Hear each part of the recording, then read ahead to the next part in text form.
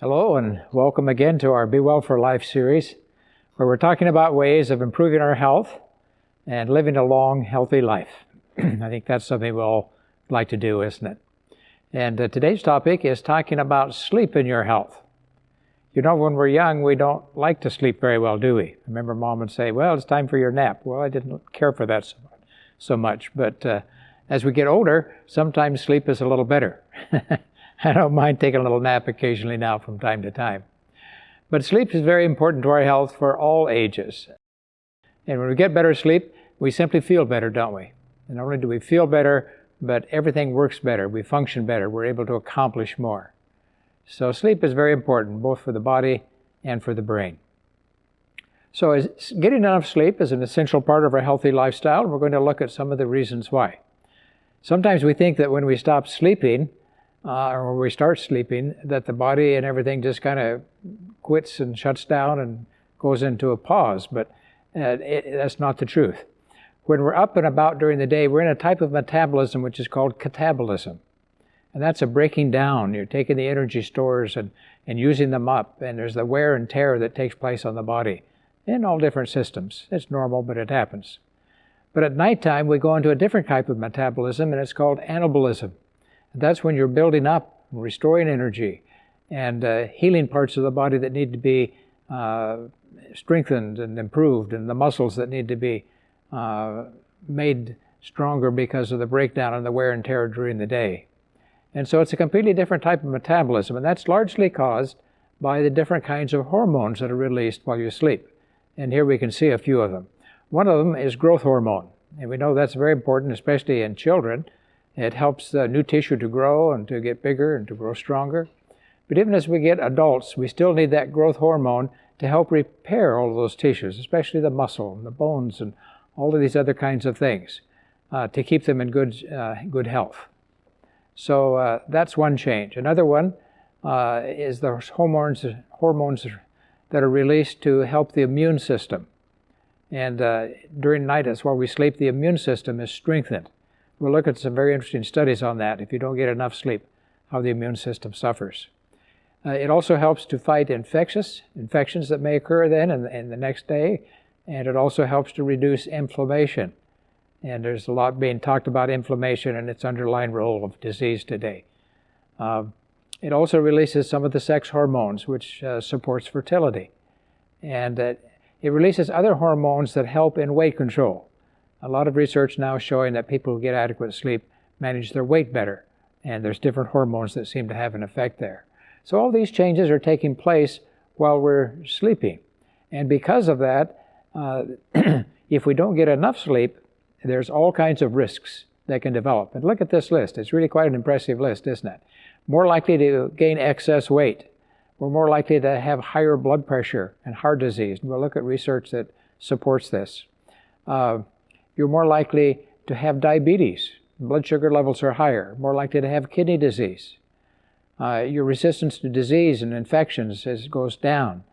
And so you're more susceptible to these kinds of things. Have a poorer coping ability. The body just simply isn't as able to cope with demands that we have to meet day by day. We're more irritable, more likely to become depressed. People make poorer decisions when they haven't had enough sleep. There's oftentimes problems with relationships. People don't get along as well together. You know, the person who's tired and becomes kind of cranky and irritable, they're more likely to have accidents. We find that a lot of the accidents that happen on the highway are due to getting inadequate sleep. And also it affects the mind and the ability of the brain so that our memory is impaired. And learning, it doesn't work as well. Whether it's book learning or learning by new skills for activities and different things, all of that requires a well-rested brain for it to work optimally. And of course, the bottom line is if you don't get enough sleep, we'll actually die sooner. So we do need to get rest if we want to really be in good health. Now, how much do we need? Well, here's some recommendations that's made by the National Institutes of Health and the National Sleep Foundation and some other organizations.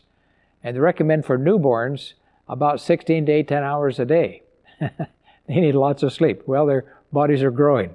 And remember that anabolism, that's the time when the hormones are such that they grow. So that's important for them. But even preschool age children and children up to the ages of 11 and 12, I should say, preschool age children need 11 to 12 hours of sleep a day. So that's quite a little bit, isn't it? But again, they're still growing and they need that time. And then as they get into the school age, at least 10 hours a day is recommended. Now, if children don't get enough sleep, you can particularly see problems with behavior. And so if you want the children to do well, get along well, socialize well, adequate sleep is important. Notice even on teens, they recommend 9 to 10 hours a day. You know, during the teens, we get that growth spurt, and they also need that extra sleep. And it also helps them as students to learn better and to do better in school. And even as we get to be adults, somewhere between 7 to 9 hours, most people around 7 to 8 hours. And if it gets less than that, we begin to see problems with sleep. Now, how do we do in the United States? Well, a recent survey by the Centers for Disease Control showed that about a third of the people get less than that recommended, at least 7 hours of sleep a day. 38% of people report that they unintentionally fall asleep during the day, a sign that you're not getting enough sleep. If they sit down and it's quiet, they fall off and go to sleep. And even more scary than that, notice 5% reported nodding off or falling asleep while they were driving in the preceding 30 days.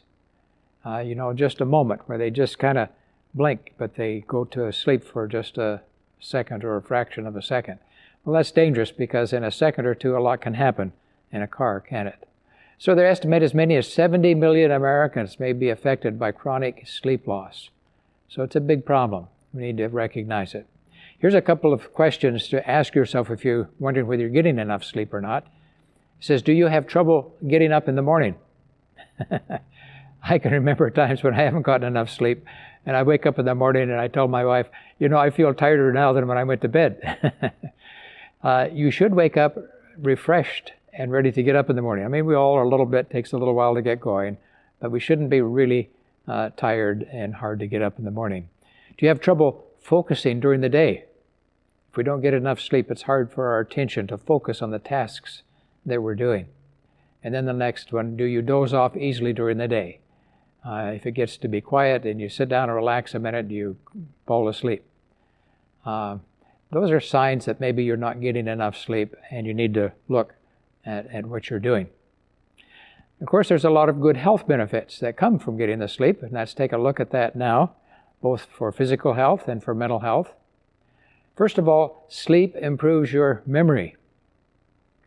It's while we're sleeping that the brain turns the short-term memories, the things that we've been learning if we're a student or projects we're working on and so on, turning them into long-term memories so that we can remember them, you know, the next day and the next week. That's what happens with sleep. So if we cut ourselves short on the sleep, even though you've worked hard in studying and trying to learn new things, they're not going to be put in that long-term memory. So that's certainly a problem.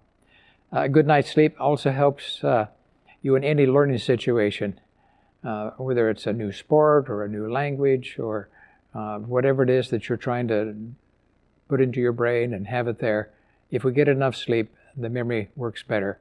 And so that's an important factor. Two ways that it helps, particularly in mental function, is one is it helps us to focus your attention on a task more efficiently. And if you don't have enough sleep, it's hard to stay focused and really work hard on that problem. And then, of course, the last part is fixing it in our brains so that we can remember it long term. So for our memory, if your memory is not as good as it should, maybe you're not getting enough sleep as you should. Now, preventing drowsy driving, very important to prevent accidents, isn't it? So driving when you're feeling drowsy, notice there the statistics, over 40,000 non-fatal accidents every year happen. That's a lot, isn't it? And 1,550 fatalities yearly from people falling asleep while they're driving and they have a wreck and someone is hurt or killed. So when you're getting adequate sleep, notice how it affects your driving ability. Reaction times are slower. If something happens, it takes longer to put the foot on the brake or to turn the wheel or whatever it is. Things are just slowed down. Some people have equated that if you're sleeping while you're drowsy, it's very similar to being under the influence of alcohol. You're less attentive and vigilant. The brain doesn't just see all the things about you and see the dangers that may be coming. And your brain's ability to process information needed for safe driving, it's reduced. And so therefore it just doesn't work as well. And the result, of course, is more serious accidents and deaths. So if you feel yourself being sleepy or drowsy when you're sleeping, trade with another person, let them drive for a while, pull off and take a little nap for 10 or 15 minutes. It's just not worth the risk, because it's about the same as drinking under the influence of alcohol. Now here's an interesting study that showed how sleep is important for our immune system, and it was done by Dr. Cohen, who was at the University of Pittsburgh. He wanted to see if people who had less sleep were more susceptible to catching an infection, and particularly a cold. So he took a group of volunteers, 164 of them, and he put them into a situation where he could monitor their sleep, so he knew exactly how much sleep they were getting. And he made sure that they were woken up several times during the night, so their sleep was interrupted and they didn't get adequate sleep. Their sleep was short. Then he put a drop of liquid with cold germs, viruses, right in their nose. So they were exposed to those viruses. And then they kept them isolated and watched them for a week to see who would develop a cold and who wouldn't. And then he looked at the hours of sleep that they got. And you can see the graph there if we move in closer to that chart. Notice on the left-hand side, those are the percentage that develop colds. So the higher the chart goes, the more colds that they got. And then on the bottom is the hours of sleep. And notice as the sleep goes up from 5 hours to 6 to 7 to more than 7, what happens to the percentage of people who develop colds? Isn't that amazing? That graph just goes down systematically there, so that the people who got the 7 or 8 hours of sleep, notice their risk of getting a cold about only half what it was for the other people. So if you want to prevent colds and flus and the COVID-19 and all these different kinds of viruses that we're exposed to regularly, getting enough sleep might cut your risk in half. That's significant, isn't it? Sleep, if we don't get enough, also can affect our blood pressure, and that's what this study looked at. It was a study over 5 years of about 578 healthy men and women. And they found that those who got an hour less sleep daily than the average, notice they were 37% more likely to develop high blood pressure during those 5 years of the study. Well, that's quite a significant difference, isn't it? 37% more. And if they went back and checked for all of the risk factors and adjusted for age and education and smoking and their body mass index and how much they exercised, how much alcohol they used and so on, still lack of sleep was a significant predictor of increased risk for blood pressure. So if you want to keep your blood pressure in a healthy range, getting enough sleep is important. One other study looked at this, and they looked at people getting only 5 hours of sleep daily. Notice they had a 60% increased risk of developing high blood pressure over the 10 years in that study. So getting your rest, very important for maintaining health of the arteries and the blood supply system. Well, how about sleep and weight control? We're finding that hormones released during your sleep, as we mentioned earlier, affects how the body uses energy. Some hormones make us hungry. Some hormones provide satiety. And if we don't get enough sleep, the hunger hormones seem to outweigh the ones that provide satiety, and it increases people's appetite so that they eat more. So if you want to provide, or if you want to keep that weight down, getting enough sleep helps. And here's a very interesting study that shows that. This is a study where they took about 1,000 people and they compared their body weight as BMI to the amount of sleep they got. And if we look closely at this graph, notice that the hours of sleep are along the bottom. And those who got the least amount of sleep, notice they had the highest BMI. Now, a BMI of 30 and above indicates obesity. So they had a high rate of obesity in that group. If they got 7 to 8 hours of sleep, notice it dropped down significantly.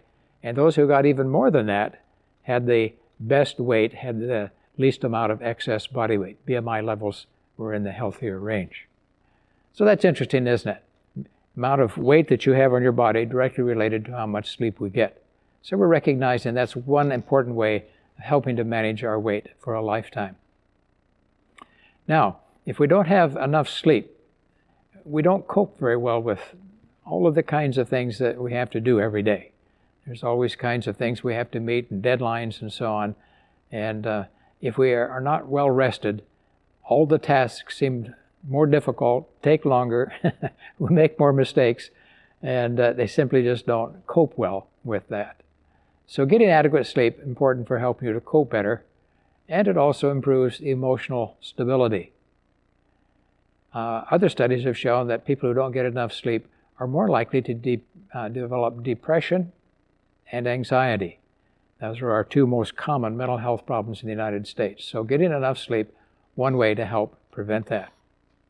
The bottom line is if we don't get enough sleep, we're not going to be as healthy, and it affects our mortality.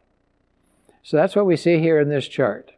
And notice on this chart, it shows people who get 7 to 8 hours of sleep and those who get less than that.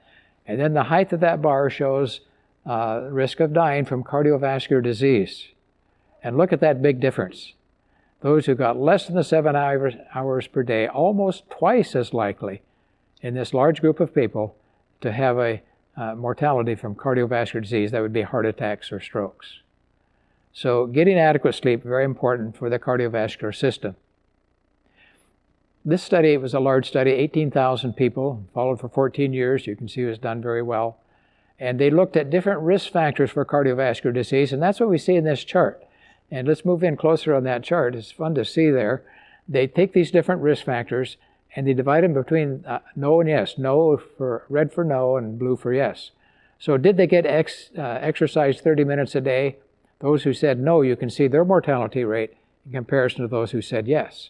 So it was a significant drop, wasn't it? So we've known that exercise is important for preventing heart disease. We know a healthy diet's important. You see the big difference there. And moderate use of alcohol, not using too much alcohol, reduces the risk. And not smoking, even a little more so. But notice that the factor that made the biggest difference in the mortality from cardiovascular disease, heart attacks and strokes, was those who got the 7 to 8 hours of sleep a day. Now that hasn't been known for a long time. Most people, they talk about cholesterol, they talk about blood pressure, they talk about smoking, and they talk about exercise and your weight. But how many times have you heard people say, well, if you're not getting enough sleep, your risk is almost twice as high for heart disease. So that's what these studies are showing. Very important for us. Now, in this same study, they simply plotted how many of these 5 of these risk factors did they have, and then what was their overall risk of cardiovascular disease. And notice if they had 0 to 1, of course, they had the highest mortality, didn't they?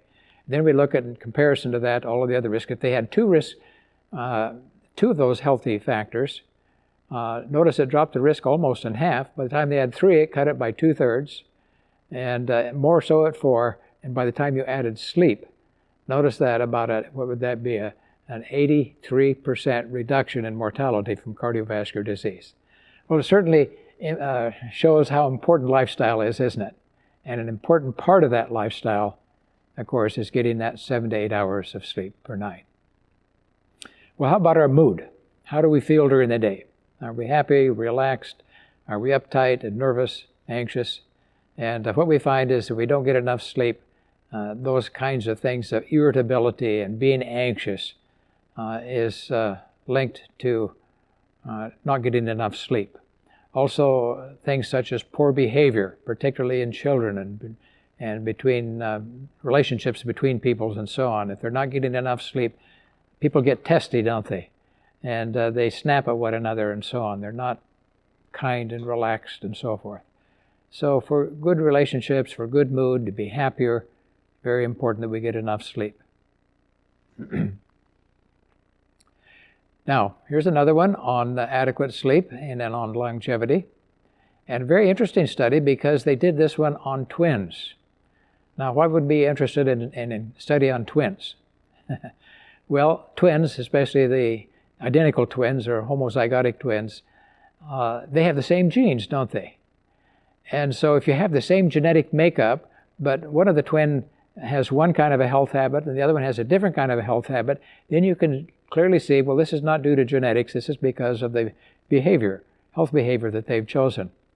And so notice on these twins, twin pairs, they look, and those twins who get the most sleep compared to those who don't, getting less than 7 hours, notice there was a 26% increase in mortality, not just from heart disease, but from any cause.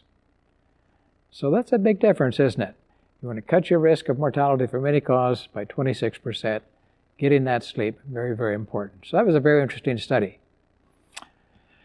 Here's another one, looking at hours of sleep. You can see along the bottom of the chart here, and then those, how many hours of sleep they've got, and then the height of the bars represent their risk of mortality, again, from all causes. So it's a very large study, over 50,000 people, and notice that as the sleep goes down, the mortality goes up, so that by the time they're getting less than 5 hours, that's hard for me to imagine because I don't function well at all. Less than 5 hours of sleep in a day, but some people seem to try to do that. But a 50% increase in mortality during that study period of that study. So those are big differences, aren't they? So sleep, very, very important. Now, getting more sleep for some people can be a challenge. In my younger days and when I was running marathons and did lots of exercise, sleep was very easy. The minute I'd hit that bed, I'd be sound asleep till morning. But as we get older, sometimes it's a little more difficult, and maybe we're not able to exercise as much as we used to. So it's important to have some habits, good sleep, developing good sleep habits.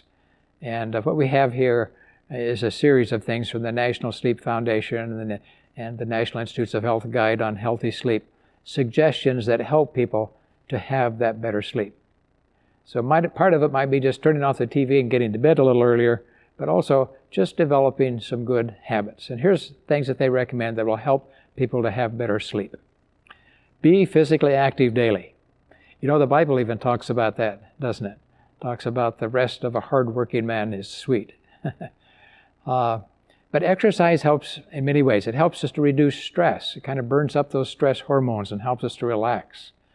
When you go to bed, if you're physically tired, you're ready for sleep, aren't you? And that's good.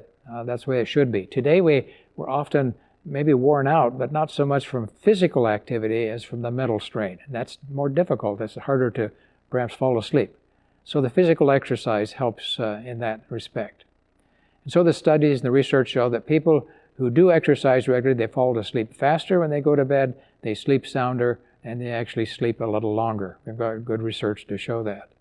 So getting your exercise regularly, very important. Just don't do the exercise just before it's bedtime, because then it might just kind of get you all woken up and blood stirring and you don't want to go to sleep. So get the exercise a little earlier in the day. So the aim, of course, is to try to get at least 30 minutes daily. That's the minimum. If you walk and do other kinds of activities for even a little longer than that, you can get even more health advantages. I know I like to get close to an hour a day. I just feel better if I do, and I function better. Helps me keep my weight down and helps me sleep better. So when possible, also, it's best if we can exercise out in the open air and the sunshine. Why? Well, we know the fresh air is good for us, don't we? But also the sunshine is helpful in setting the body's clocks to put us on a schedule so that when the sun goes down and it gets dark, soon after we begin to get sleepy and helps us to sleep better at night. So the sunshine has some benefit that way. Then we have to be careful of stimulants. There's certain things we need to avoid because they interfere with our sleep. And that's certainly things like nicotine and caffeine. Both are stimulants. And so trying to avoid those, particularly before bedtime, usually several hours before bedtime, very, very important. I know my wife is very sensitive to that, and if she would have some coffee or something in the afternoon, very hard for her to go to sleep that night, and causes a lot of problems.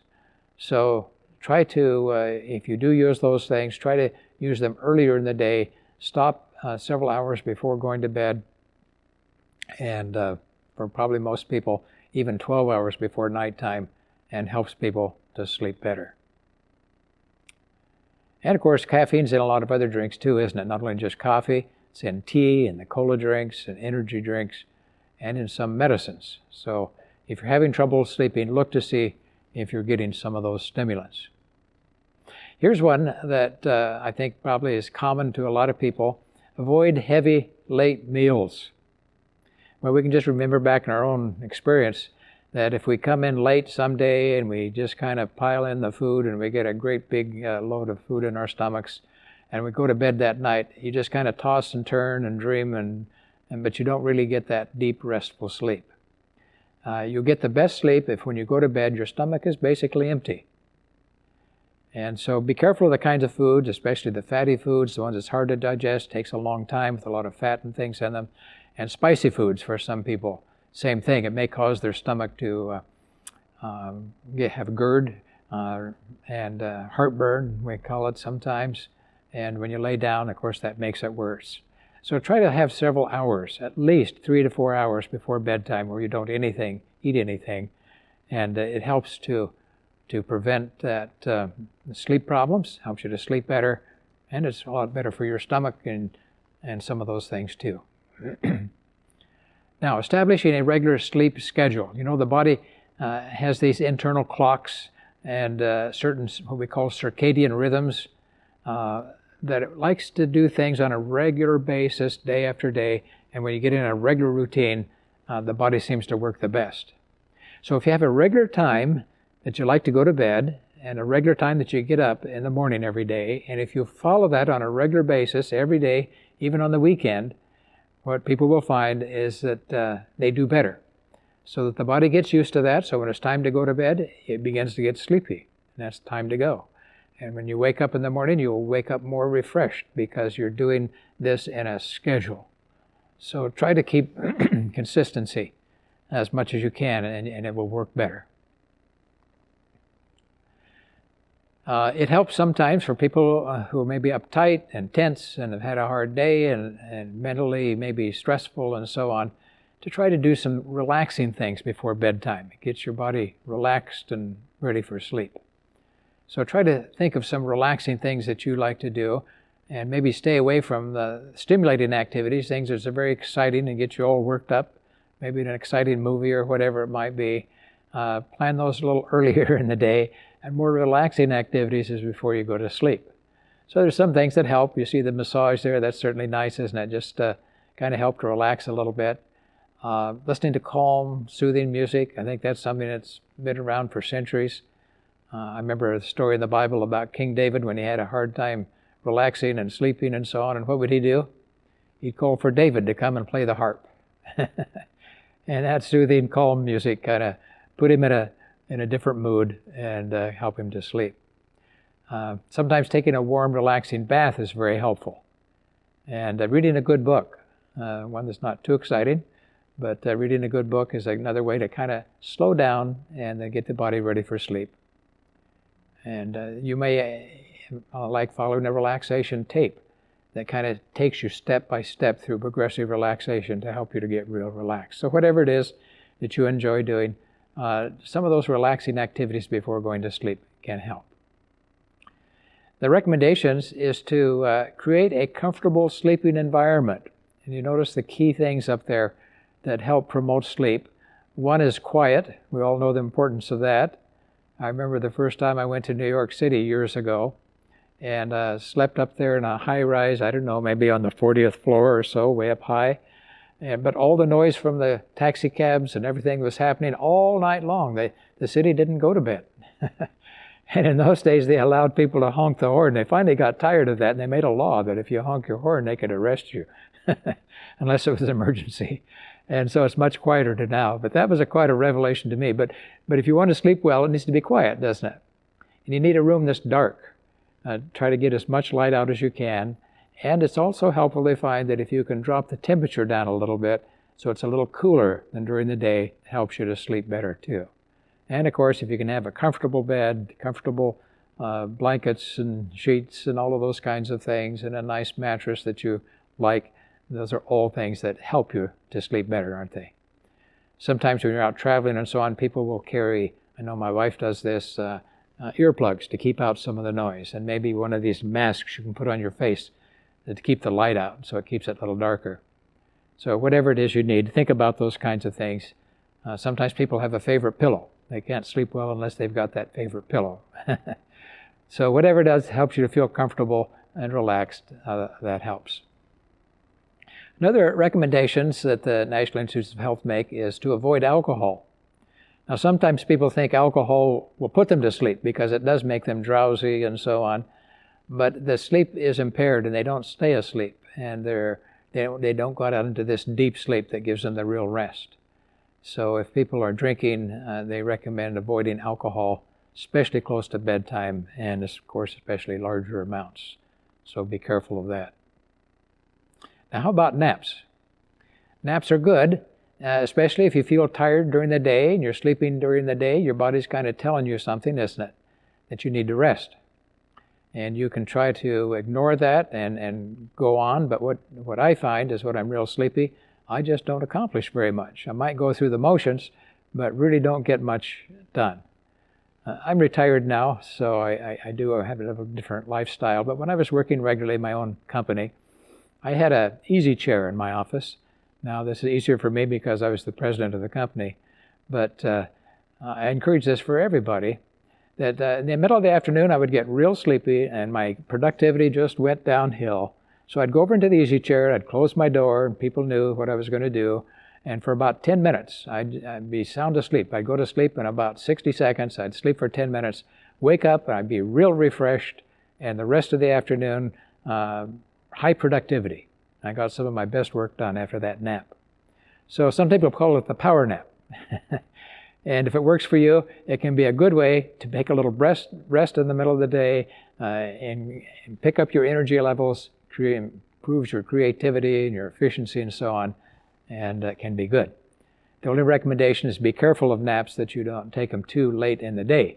If you take a nap just before going to bed, that may interfere with your sleep. But a little earlier in the afternoon and so on can be very good.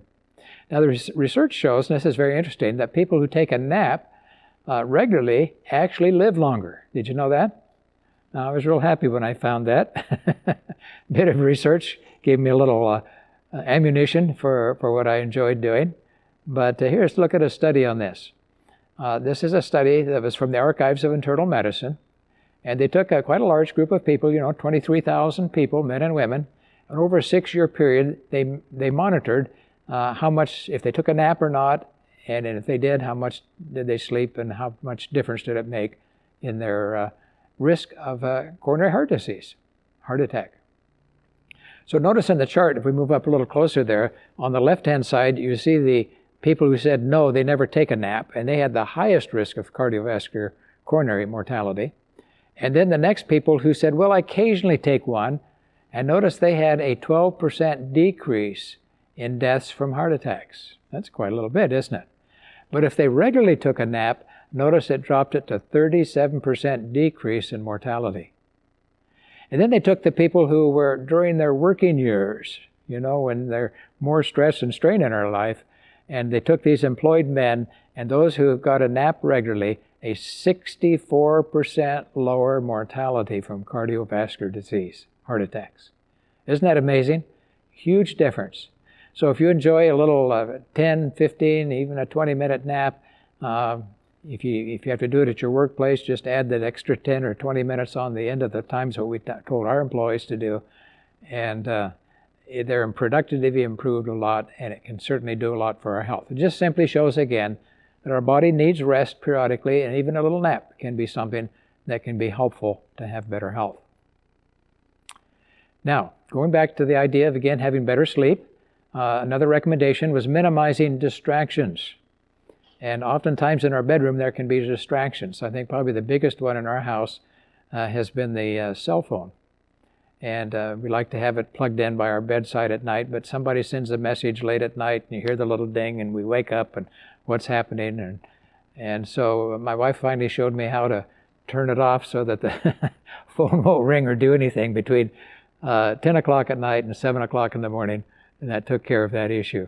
But whatever it might be, bright lights, there might be a TV or a computer in the bedroom, and sometimes those can cause distractions, and that are things that cause us to not be concentrated. We should be there to sleep, right, if we're in the bedroom. So do those other things in the office or the front room or whatever, But when you come to bed, it should be a time for sleep. Don't be tempted to go to bed and then play on your phone for an hour. There's something about that light, the kind of light that comes off of a tablet or an iPhone or something too, that seems to stimulate the brain and keeps us from being sleepy. Now, another recommendation is the importance of sunlight. We mentioned this a little bit, but getting enough sunlight every day helps the body in a variety of ways to set the body clock so that at nighttime we are sleepy and it's time to go to bed, we'll feel like going to sleep. One way that it helps is sunlight helps the body release melatonin as it's needed. And melatonin is a hormone which helps improve sleep quality.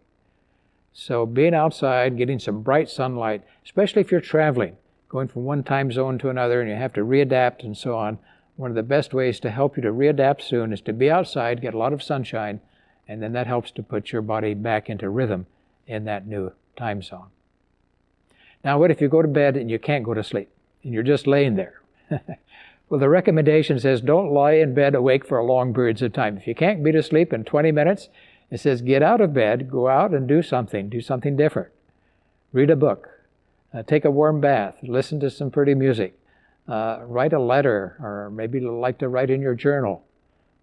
Whatever it is that you enjoy that's relaxing, kind of get your mind off of your problems, because sometimes we can get the mind getting in a groove and it keeps thinking over and over some of the problems or what you're going to do tomorrow or whatever. So you need to kind of change that. And then after a few minutes, you'll feel sleepy again. As soon as you feel sleepy, then go back to bed and you'll fall asleep. So that's the recommendation. I've done that many times to help. I usually go out and read for a little bit. And after about 10 minutes, the book falls down, hits me in the face. I know it's ready for time to go to bed. I'm getting sleepy. And I like this one too. We can draw on spiritual resources, can't we? As Christians, very important. If we're troubled by problems in life, you can't sleep, what can we do? Well, we can pray, can't we? And we're told to pray always, to take our concerns and our worries to God and let Him handle some of those things, because a lot of those things we can't change anyway, can we? We just have to kind of turn them over to God. Trust Him that He'll help you. I like that verse that says, with God, all things are possible. So staying connected to God can bring rest not only to your soul, but to your body and to your mind, can it? And those can be good ways of helping us to relax and go to sleep as well. Now, if you still have problems, they recommend that maybe you should see a sleep doctor. And there may be a sleep disorder, such as insomnia or sleep apnea, or a physical reason why you're not getting adequate sleep. And there are special doctors, they're called sleep doctors, that specialize in sleep. And they can do sleep studies on you and check how you're sleeping at night and so on, and make recommendations. And sometimes people have a disorder in their sleep that interferes, it wakes them up during the night because they're not getting enough oxygen. And when your oxygen levels are low, it will always wake you up. Sleep apnea. So if you snore heavily and you find yourself gasping for your breath when you wake up at night and so on, you're not getting adequate oxygen. And they have treatment for that you can have machines and so on that can help you to breathe at night and restore normal sleep again. And people who have that problem, they tell me how much better they sleep and how much better they feel when they're getting that good sleep again. So let's just do a quick summary here. We've covered a lot of things, haven't we? But just to kind of fix it in our mind a little better. So many benefits, aren't they? The adequate sleep can give us more energy. It helps us to feel better, be happier. That's certainly worth a lot, isn't it? To maintain a positive mood instead of being kind of negative and grumpy. Cope better with life. It helps us in controlling our body weight. It can be a real blessing to a lot of us. It can help improve your immune system so you're not so likely to catch that cold or the flu or whatever virus is going around at the time. It'll help our memory and our learning so that we can learn better and faster and recall the things that we have studied. It helps us to be more productive on the job and have fewer accidents and live longer. Those are all good positive reasons, aren't there? So a lot of good reasons. So give that some serious thought in your daily life. Is that one area of my lifestyle that maybe I could work on and make some improvement in to help me? And then we covered a whole series of things that can help, and just to kind of review those again and fix them in our mind a little bit better. To get that adequate sleep, we need at least 7 to 8 hours. That's what the research shows. Keeping the sleep schedule regular, trying to go to bed and wake up at the same time. Having a comfortable sleeping environment that is quiet and it is dark. Avoiding the stimulants and alcohol, which can interfere with sleep. Getting plenty of exercise, but avoiding the activity right before we go to bed at night. The exercise that helps us to feel tired, very important. And avoiding late, heavy evening meals can be very important. If you've gotten into that habit, it can interfere with sleep. And then finding ways just to relax before the bedtime, get ready for sleep. And if needed, seeing your doctor, getting some help from them can also help. Sometimes there's sleeping aids that they require, but generally they don't like to have people take sleeping medication on a long-term basis, because when you do, you get addicted to that, and then people can't sleep without the medication. So usually the doctors will try to find other ways to improve the sleep and the rest without using medications, at least on a long-term basis. And then as we're finishing here, another thought, a day of rest. You know, God knew that our lives would get busy, didn't He? And that people would need regular periods of rest and relaxation. So in that creation week, as we go back after He made all of these things, the last day, what did He do? Well, He created one day of a week as a Sabbath, or a rest day. That's what the Sabbath really means, isn't it? A rest day. So one day out of the 7. And today in our modern culture, people just kind of work every day, don't they? They don't have that culture of a good rest day. Our weekends are supposed to be times when we can rest and relax. But times many people work through those days. So in addition to getting adequate sleep, seriously take the idea of a Sabbath day's rest one day a week. And don't work. Rest from that day. Get your mind off of our normal busy life and all the things that we have to do. Enjoy the beautiful world that God made for us. It's a beautiful time to do that. Spend time with your family. Get to know God better. This is what God intended for that Sabbath to be. And if you can enjoy that Sabbath day rest each week, it will help you to be healthier, help you to feel better, be more productive, perhaps even live longer. So remember that Sabbath day. We hope you will have better health as you take good care of yourself and making sure that you get plenty of rest each night as you can. Thank you.